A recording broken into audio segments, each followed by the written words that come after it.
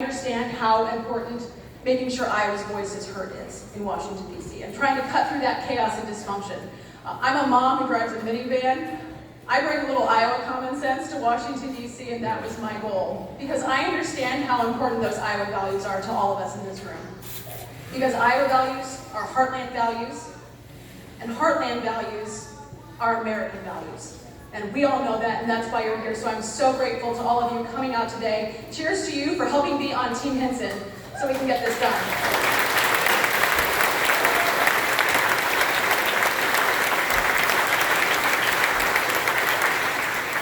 So before the pandemic, I think we all know we had the greatest economy in our history. People were working, schools were open, things were going well. The Republican formula of lower taxes, less regulation, and letting people do what they do best was working for our country. But as we know, we have a few people who seem to want to take our country in the wrong direction. And we're seeing the consequences of that. Under the leadership of President Biden and a U.S. House of Representatives, well, you're right, absolutely. What leadership, right? But we are seeing President Biden and Speaker Pelosi take this country in the wrong direction, and we're seeing the consequences of that. Just this week, we've seen what's happened in Afghanistan. I don't know about you, but it made my blood boil. Did they have a plan? No. They did not have a plan, and now we've lost American lives. We've put our safety and security at risk, both here at home and overseas, and on the global stage. So we've seen what that failure looks like. We've seen what it looks like when the spending spigot is turned on. Under Speaker Pelosi, we have seen $6 trillion in proposed spending this year. Trillions. I was trying to explain to my kids, Max and Jax, who are somewhere in the room with us here today, how many zeros are in a trillion. I try to explain everything to them in Matchbox cars, because they understand that. A Matchbox car is $1, and I say, guys, it's $1 trillion Matchbox cars that they spent on this.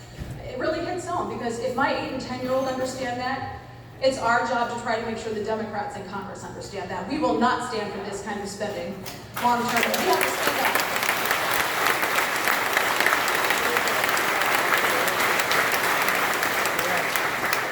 I knew it was important to go fight for taxpayers because we also have the spending crisis, we have an inflation crisis. Life is less affordable under this current administration. I know when I went to go fill up that minivan a few weeks ago, it was the most I had spent since I got it in 2013 when my 8-year-old was in diapers. So if that tells you something, we all know our dollars are going less. They're not going as far as they did under this administration. So we've got the spending crisis, the national security crisis, and we also have a crisis at our border. I had a chance to go down to the border myself and see it firsthand and talk to those Customs and Border Patrol agents who are putting their lives on the line every day for us to keep us safe. We understand here in Iowa, every state is a border state. And so we are talking about that everywhere we can because we are seeing more illegal immigrants flood across our southern border than the entire population of the city of Cedar Rapids every month. If that puts it in perspective for you, I don't know what does. But this is clearly a surge at our border, and we need accountability because this is a safety and security issue. What do we need to do? We need to build the wall. We need to secure our border.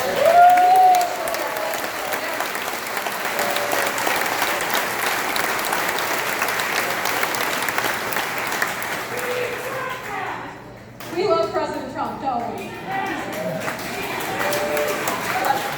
So I've been advocating in Congress for President Trump's policies because they worked.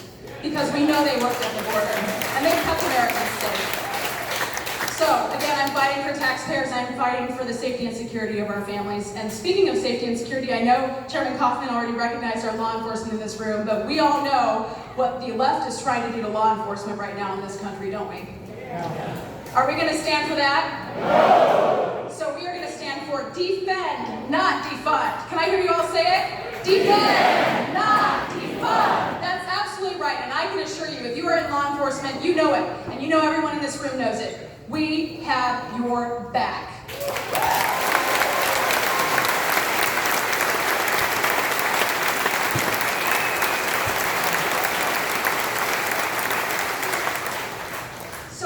The kitchen table conversations happening right here at home oftentimes don't match up with what's happening in Washington, D.C. And I think that's especially true for rural Iowa and rural America. They seem to have completely lost touch with what matters here. But I can tell you one thing, I know when I'm out in all 20 counties in the district talking with folks, I hear your kitchen table conversations. I understand our farmers are feeding and fueling the world, and we have to stand up for them and support them every step of the way.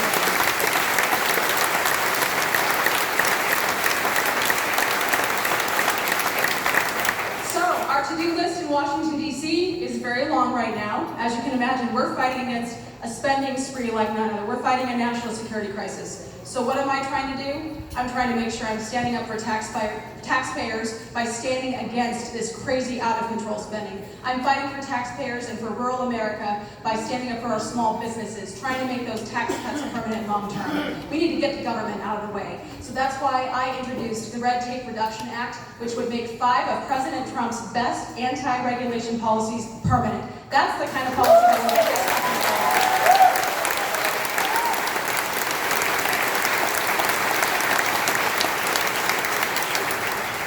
So we know the Biden administration doesn't have a plan. We know Speaker Pelosi doesn't have a plan. She can barely keep her majority together as it is, but that majority is so narrow. But we all know what's at stake in this next election, don't we?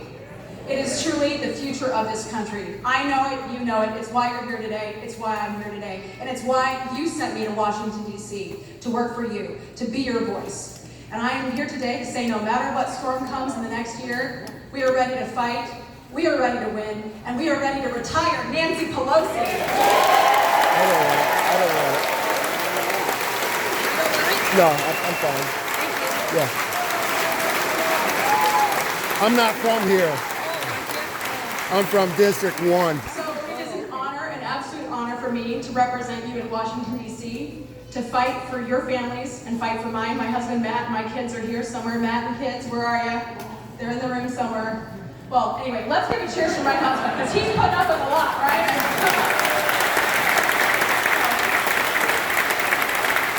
I couldn't do it without him.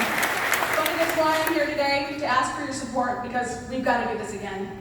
I am asking for your support to be your representative in Washington, D.C., and I am announcing today I am running for re-election to be your representative.